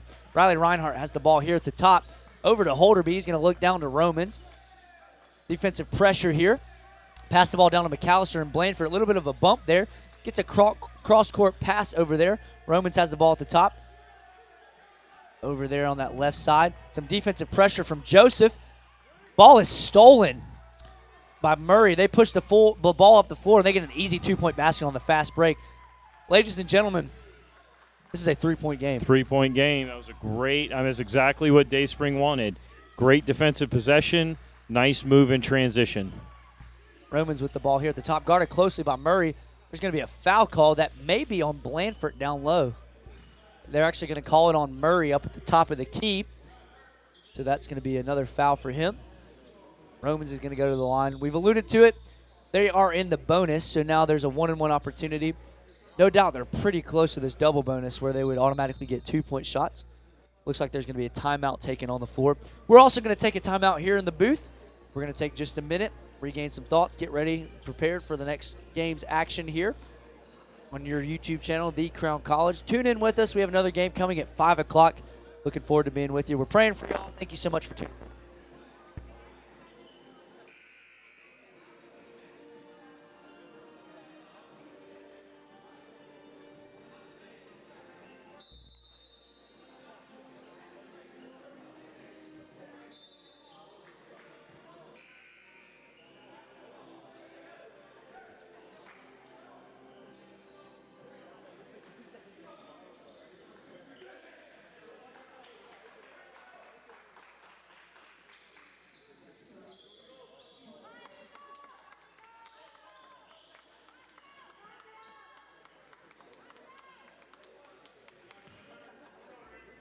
We're going to resume play here. Caleb Romans is at the line. He's going to take his first shot off this timeout. 1-and-1. Gets the first one to drop. McAllister and Holderby over there for the Appalachian Warriors down there on the free throw side. Every free throw going down the stretch for both teams so critical. Opportunity to either stretch the lead or cut into it. So these are important free throws. Does not get the second one to go. That's going to be crucial. 74-70 is your score. Thank you for joining us. 4 minutes and 22 seconds to go in this game. Murray's going to bring the ball up for Dayspring. Looking to get something going. These players are moving great. Hostetler is going to take a three-point shot. Doesn't get it to go. Ball may have bounced out of bounds. And so that's going to be Appalachian ball as Joseph was trying to bounce the ball off of Drumheller but can't quite get that. So they're going to start in a press here. Yeah, needing to put a little pressure on Appalachian. It seemed Appalachian was pretty ready for it. We apologize for that inconvenience there with the camera. Romans has the ball down here on the floor. Holderby's got the ball on that baseline. A little bit of a floater shot. Nice looking right-handed float. Nice runner, good look, and anytime that you can get one of those to go, that's a bonus. We're in a two-possession game here. 6-point lead from Appalachian Warriors here against the Dayspring Eagles. Blanford sets a screen for Adams. Over to Joseph there on that corner side. Just short. Blanford picks up the offensive board, puts it up. 4-point game. Using his size very effectively down there low on the offensive glass, and then a great putback. Oh, good defensive movement too. Appalachian's going to hold possession here. A little bit of a confusing look there. There's actually, here we go. Dayspring's going to push the ball up the floor. Hostetler's going to go up for two. Gets it to drop. We're down to a 2-point game. Yeah, good strong take. Obviously, Dayspring coming out of the timeout, very aggressive defensively without fouling, and that's exactly what the doctor ordered. They do a great job of getting some momentum going outside of these timeouts, but Drumheller puts a silence to their momentum. Good strong shot. He hasn't taken many of those in this game, certainly not in the second half. And so to come out and nail one of those, that's an excellent shot. 5-point game here as Joseph gets fouled on his shot on that left side. He's going to go to the line for two. Foul's going to be on number 10, Holderby. Yeah, that's not what you want. You want to move your feet defensively and attempt to stay in front of the defender. They just kind of a reach in a little bit of a lazy move, and now obviously Joseph heading to the line. Interesting that Blanford is not down guarding one of these Appalachian guys in case they want to get a missed free throw. Maybe they're confident in their defender and he can just pace back and be effective on a fast break layup drive potentially. But Joseph is going to go up for his free throw. Does not get the first one to go, but he'll have another opportunity. Hostetler and Murray down there. As well as for Appalachian, we've got McAllister, Drumheller, Holderby, and then Caleb Romans. Gets the second one to drop. We're going to have a timeout call here from Dayspring. What's the key? We've already alluded to it. They're going to try to get really aggressive for Appalachian on this defensive side. They've got to put a stop to those low post shots. But also at the same time, if you can get the ball to McAllister down low, Blanford is not a problem. Right, yeah, the key is to, again, as we've alluded to, the key is going to be to continue to defensively rebound. Move your feet defensively, stay in front of the offensive player for Dayspring, and rebound defensively. And Dayspring just needs to continue to stay aggressive. They're playing well in those last couple of minutes of game play cutting into the lead, and they need to continue to do that. So stay aggressive defensively. The more aggressive they've been defensively, they've been creating turnovers or at least late shot clock shots, which are, obviously less effective than open ones. 4-point game. Both of these teams have only been rotating their top 7 or 8 players on their lineup. There have been some players that have not seen the floor yet. Obviously, this is a close game, and so you want to use your best players. But no doubt, legs are probably starting to get a little tired. Running's getting a little slower. Breathing's heavier. We'll see how that plays out here as we resume play. It's going to be Appalachian ball. Drumheller passing it in off of a press. Murray's guarding Romans close. Romans falls down. Joseph goes up for the shot. It's going to be no shot. He's going to travel on that. Wow, that's not the call I was expecting there. Well, me either. That's interesting. I don't know if it wasn't maybe a bit of a makeup call. It looked like Romans really got fouled on that inbound, and there was no call. So I don't know that. They say those never happen, but that was pretty interesting. Put a lie detector test to it as Riley Reinhardt has the ball up at the top. He's going to look to drive. Tough defense there from Daniel Adams, but picks up the foul.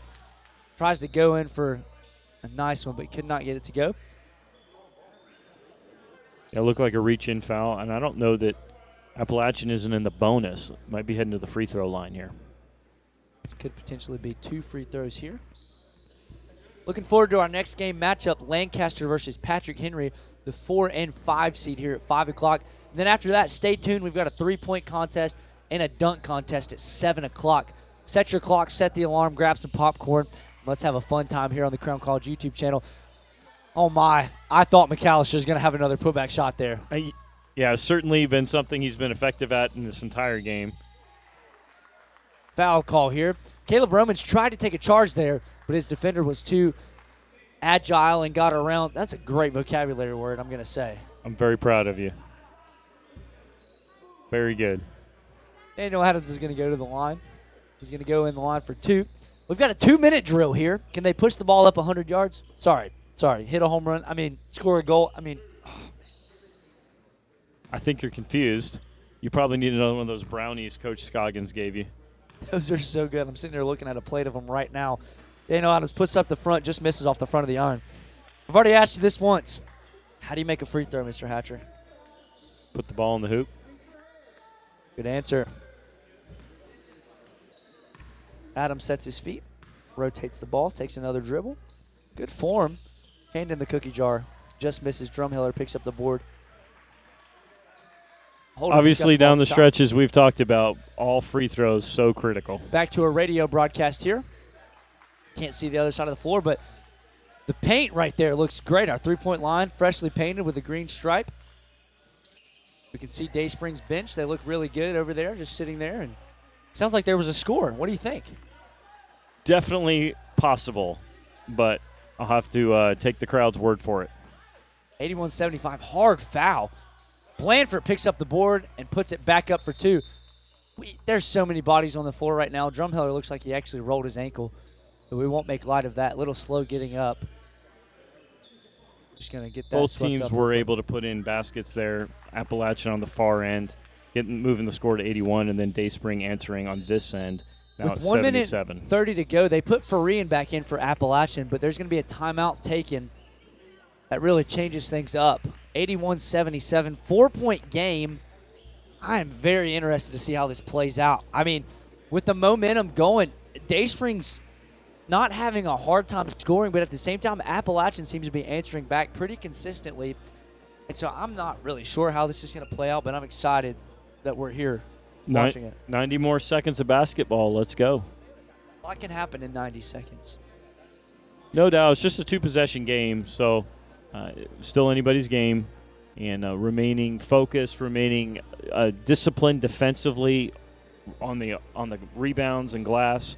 Going to be so critical going forward. Last game Crown College had here at home, I still can't get over the fact of what we saw from Logan McGraw. Went off for 52 points, was 14 of 25 from the 3-point shot. That's NBA 2K video game numbers. Also, Micah Thomas came in with a double-double. Cam Wilson had about 10 assists, I think. crazy stat line all around. Do you think he carries that momentum into this tournament, even though it's on our home floor? Well, I know a student body and a coaching staff that would be very glad if it did. Us included. Yes.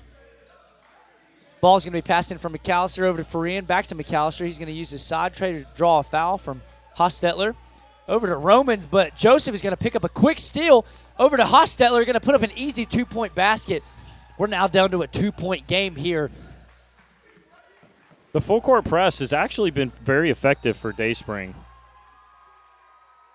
2 turnovers in a row for Dayspring. Exactly what they needed. If I could read their coach's mind, I think he'd say that ain't good. No. Hostetler's going to pass the ball in here, going to get it to Joseph. Not very tight defense, but Holderby's going to make sure that there's no 3-point threat here. Hostetler's going to drive. Nice spin move. Trying to use his size. Ball takes a trip down the glass, and Joseph puts up the 2-point shot from the elbow. Gets it to go. We have a tie ball game. It's exactly what Dayspring wanted coming out of the timeout. Very effective in the full court press. They haven't moved past half court in 45 seconds. That is a Hostetler 2-point shot. Dayspring now has the lead. I've never seen momentum basketball like that. Appalachian has not moved more than 50 feet up the floor. Yeah, in 50 seconds of gameplay, 6 straight points for Dayspring to take the lead now. It's exactly what their coach would have wanted, and certainly Appalachian needs to get back on track here with the last 39 seconds. I've seen crazier in this gymnasium. Might I allude to Logan McGraw, 52 points and 14 threes the last time that they played on this floor. There's no doubt about that. Hey, speaking of 3-point shots, how many did Shaquille O'Neal have in his entire NBA career? What would you say? If I could think of Shaquille O'Neal, first of all, in size and stature, great player down low in the low post. No, he wasn't very good from the free throw line. I can't think it's a high percentage. So considering he had 28,000 points, and as you already alluded to, struggled from the struggled from the free throw line, I'm guessing you would think Logan would have shot the 3-ball better, right? Yes. Okay. Shaquille O'Neal made 1 3-pointer in his entire NBA career. His entire career. He actually attempted 22. So I 1 for 22. What coach allowed him to do that? I doubt there was a coach that allowed him to do it. When you get paid that amount of money to play basketball, it seems like you can do whatever you want. It's Shaq, man. It's Shaq. He can do what he wants. Quick shout out to NBA TNT. It's kind of like what we sound like right now. As McAllister has the ball over there at the free throw side. Drumheller pushing it up with this great pressure from Dayspring. Hostetler playing tight defense as well as Joseph is. Ball gets passed down to Romans. Romans kicks it over to Drumheller. Foul picked up on Hostetler as he was trying to reach in and grab that steal from Drumheller. Bonus shot here. He's probably shooting 2. Definitely possible. Again, as we've already mentioned, these free throws coming down the stretch, so important. And obviously, none bigger than these for Appalachian. Crucial clutch moment here. We find ourselves in these moments quite often. So the best players are on the floor, no doubt. Refs making sure that they know how many shots he's going to take. Looking at the foul count here from Dayspring. 26 seconds left, an opportunity, not many more. You got to think each team may have just 1 or 2 more possessions and set pieces, so important to make these free throws. Drumheller looks confident to take this shot here. Stepped up to the line relatively quick. Gets the first one of the 1-and-1 to drop. It's going to be a tie ball game here. That's not true. They're down 1. Confident stroke, though, and a chance here to tie it up. Definitely stepped into that shot. Looked very confident.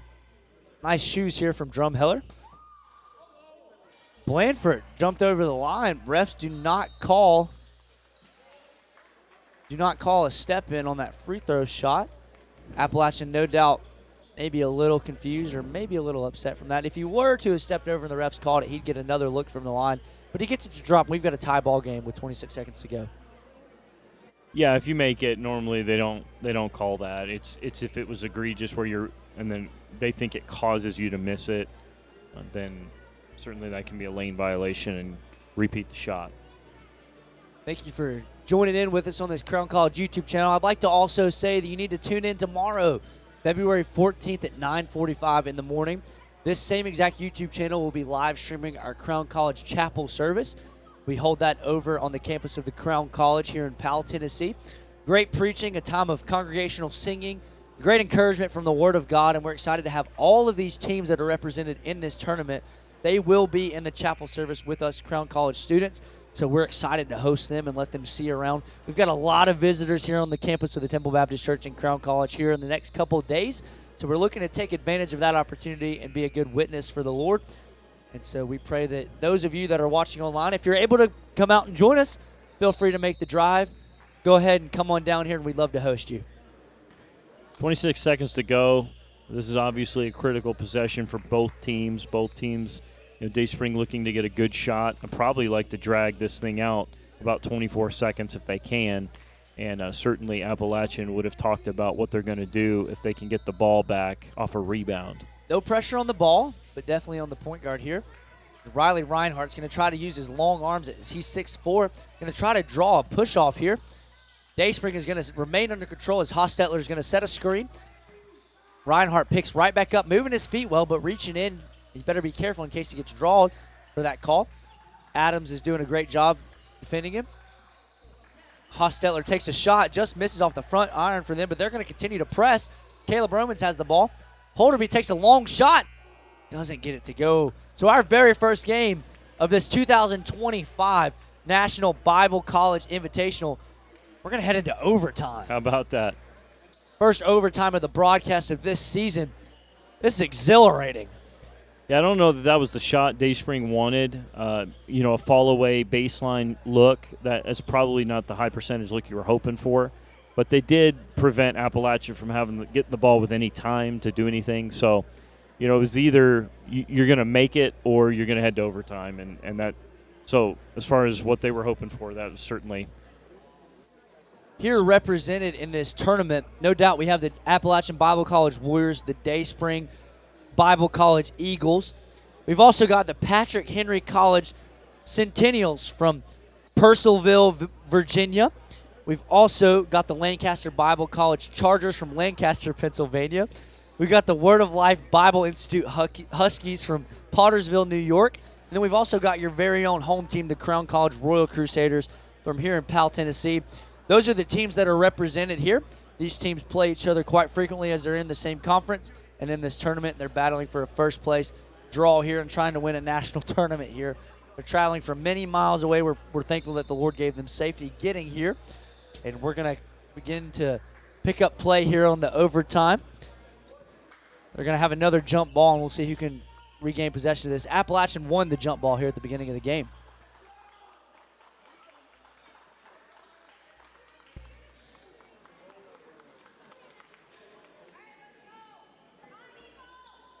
Looks like it'll be a 5-minute overtime period here to see who's going to win the game. Appalachian is not going to have ball here at the beginning of overtime. Dayspring's going to pick it up. They're going to have the ball midway through the half court set here. Hostetler's going to pass the ball in, looking for Joseph. This is exciting. Overtime basketball is good stuff. Gets really interesting when you go into double overtime. No doubt. We'll see what happens here. Need to obviously, both teams looking to have good, solid offensive possessions, great defensive possession there. Holderby gets the block on Murray there as McAllister now has the ball. Looking over to Drumheller. Drumheller back up to Romans. Romans finds Reinhardt.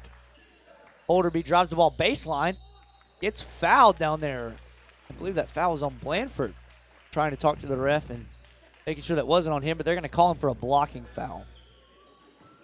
Yeah, that's going to be a good take. You're going to want to do more of that in the second half. Some of those gentlemen, no doubt, perhaps getting close to fouling out. And so, you want to continue to drive the ball, stay aggressive, take the ball to the hoop, get to the free throw line.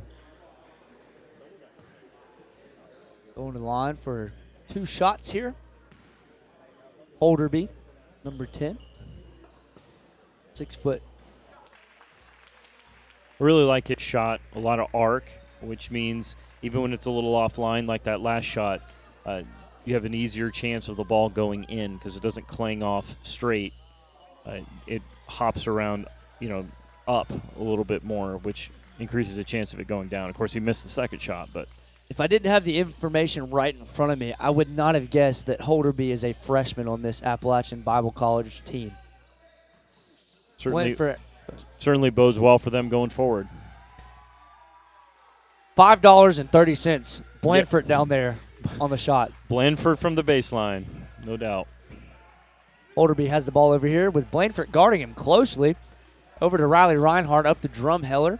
Looking to get their offense moving around a bit. They need some passes and cuts. If somebody cut right here, the paint is wide open. From McAllister and Drumheller are going to clog it up just a little bit to get some high-low action again. McAllister with Blandford on him. That's his second miss down there on that side in particular. In the first half, he was on fire from down there, but has not gotten 2 shots to drop from there on that particular side of the floor. Looked like he was hoping for a foul, and certainly there was a lot of contact down there, but definitely didn't warrant a foul. Murray doesn't look to be shooting from the three-point line very often, really looking to facilitate on this offense and pass and get the assists as he looks left to the corner. They get a three-point shot, just misses off the wedge there. McAllister picks up the board. Daniel Adams is back playing some defense. Not really tight, but making sure that they're a little uncomfortable on the offensive side here. Drumheller has the ball from the corner, looking for the cutting Holderby. He's going to pass down to Caleb Romans. He gets a right-hand shot to go, does not get it, but Blandford picks up the rebound. Dayspring's going to slow it down up by 1 with 2 minutes and 48 seconds to go in this overtime. Yeah, almost halfway through the overtime period. Dayspring letting the air out of the ball just a little bit. Stay in control. Don't want to get in a running match here with Appalachian. Hostetler has the ball at the top, looking to run some offense here as Joseph has the ball. We've got a man-to-man defense here. Blandford driving downhill. Bully balls his way in. A little bit of a celebration move there. Yeah, good strong take. Looked like Appalachian unwilling to really stand and take a charge. 87-84, three-point game here. Quick pass to Caleb Romans. Answers back with a shot of his own as Blandford ends up on the ground well. It was a great backdoor cut and beautiful pass by Appalachian. Nice high percentage look. Joseph has the ball. Looking to be a floor general here. The quarterback over to Adams. Gets a screen from Hostetler. Drives the ball downhill. Good pass. Don't know how that pass got into Hostetler's hands, but that's going to be a foul on Riley Reinhardt. Yeah, it looks like 2 shots now for Dayspring. Foul on the floor, but they're in the bonus now, double bonus. McAllister taking some time to tie his shoes. Do you remember the first time you ever tied your shoes, Mr. Hatcher? I actually was taught to tie my shoes by a babysitter. My parents went out for a date, and when they came back, I could tie my shoes. So that is a good babysitter. My babysitter tied my shoes too and taught me how. Do you do the regular way, or do you do that little bunny ear action? No, the regular way. Appalachian has the ball here. Caleb Roman's getting pressured up there. McAllister kicks the ball down to Drumheller. Three-point shot. Does not get it to go, but McAllister in the right place at the right time. Passes the ball down to Reinhardt as Drumheller takes another shot. With some contests there, does not get it to go, but Blandford eventually ends up with the ball. Double team down there.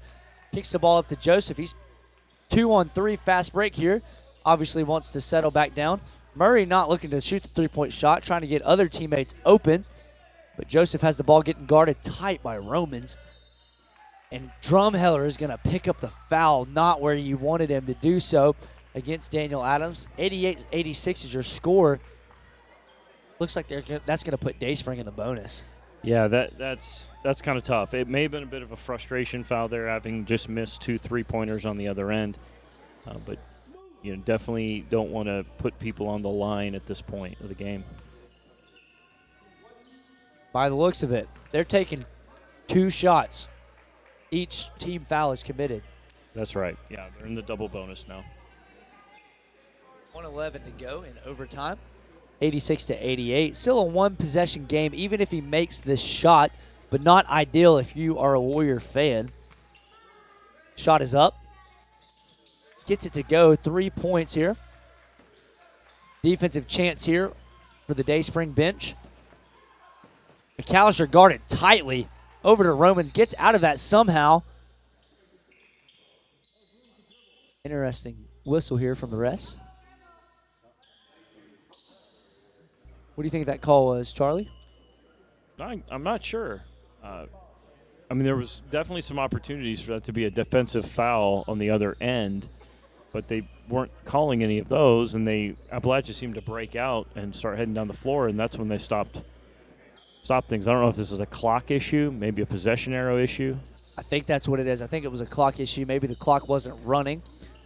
And so just what that means is that it's going to be Appalachian ball still.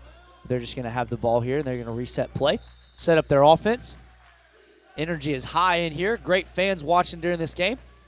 Reinhardt almost picks up his foot but keeps it stable. Drumheller guarded tightly by Adams. Reinhardt loses the ball. Joseph picks up another steal. Reinhardt picks up a foul going for the ball. Not ideal if you are a Warrior fan again. Both players really aggressively trying to go after that ball, but that just means that Dayspring is going to go to the line for 2 more points even though they're up 3. The hands on Dayspring's team have been really good. They've poked the ball out quite a bit in this game, and that was yet another example, particularly in the leading up to the overtime, the last minute of regulation, and now in overtime. They've been very effective reaching in without fouling. Both Dayspring coaches on their feet. I would say this situation would warrant it. Joseph does not get the first one to go with 49 seconds to go. The look for Appalachian, they've got Drumheller, they've got Romans, Holderby, McAllister, and they've also got Busenitz back in the game here at the top, number 11. Does not get the second one to go. Those are crucial free throws. Big for Appalachian there. Just a one-possession game still. Drumheller with the ball over to Busenitz, up to Holderby. Drumheller goes down, but Holderby takes a 2-point shot, misses off the front iron.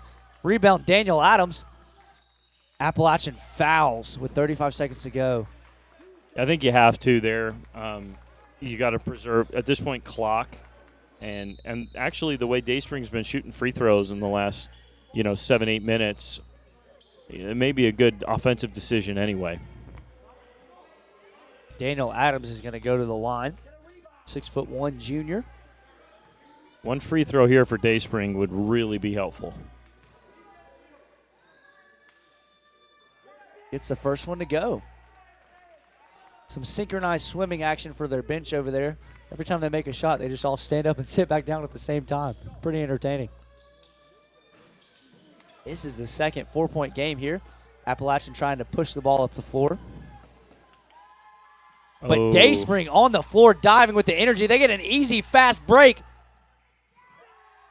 They get a shot to go.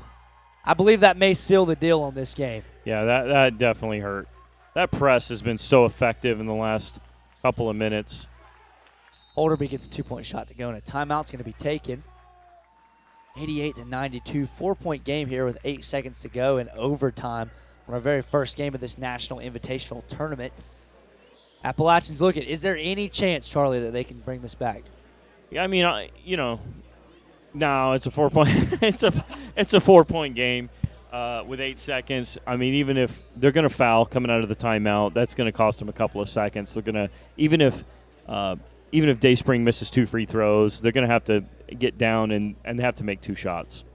Honesty is the best policy, and if you have to draw up some miraculous scenario to even give them a chance, I don't think it's going to happen. I mean, the way it would happen would be if they miss both free throws and you can advance the ball in 8 seconds and make a 3 and get fouled while doing it, that's your path. But it seems unlikely. So the loser of this game is going to play at 5 o'clock tomorrow. The winner of this game is going to face off against your Crown College Royal Crusaders at 1 o'clock tomorrow for our third game of this tournament. So that's how these two teams are going to play out. Depending on who it is, we'll make sure to clarify which team does what and what their responsibility is here after this game is concluded. 8 seconds to go. Appalachian's ball. It's going to be really interesting. They're going to have to push the ball up the floor. I think Dayspring should have the ball off. The timeout came off of Appalachian's make, so Dayspring should have the ball inbounding. They do have to go the length of the floor, and I'm assuming Appalachian will foul them. I almost had it. You're doing great. Lots of clutter there above the 3-point line. Hostetler has the ball. Busenitz picks up the foul. He's going to send Hostetler to the line for 2. Knocked off 3 seconds. That's a significant chunk of time in that moment. Almost half of what they had to get rid of. So, and again here, one or certainly one would ice it.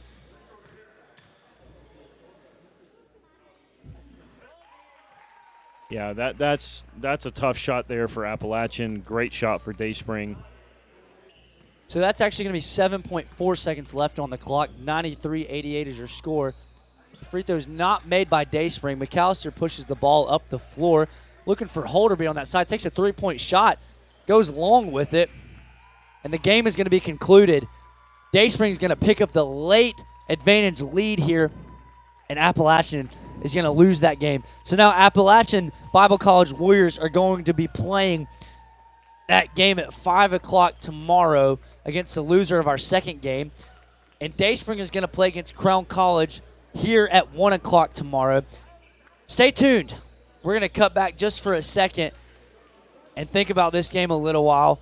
Appalachian had control of the game for a while, and then Dayspring went on a few runs. That was very important for them late down the stretch, especially in overtime. They were down at 1.10, I think was the largest lead. That's right, yeah. And so Dayspring used their momentum and tried to take advantage of those opportunities. And so now Appalachian has a loss on their record here against Dayspring again. But their first loss from this Dayspring team was down by 20. And so this is decent numbers, 88-93 at the end of this game. Yeah, Appalachian really controlled much of the game. Certainly in the middle part of the second half, they were looking very solid. They played the last 4 minutes of the first half very well. Nothing to be ashamed of for sure. Played very well. 88 points is a lot of points.